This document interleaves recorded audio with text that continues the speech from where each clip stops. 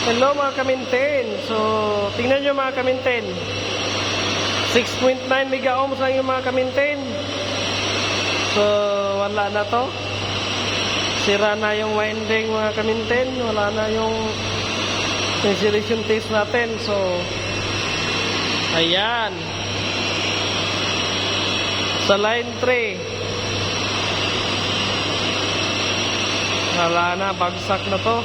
Kailangan na ito i-rewind. So, ayun mga kaminten.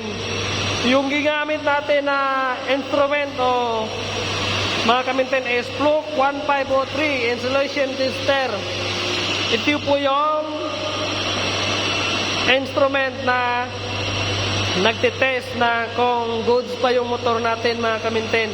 Yung insulation ng motor. Sunog na ba or hindi or goods ba? Ayan mga kaminten, wala talaga mga kaminten. So,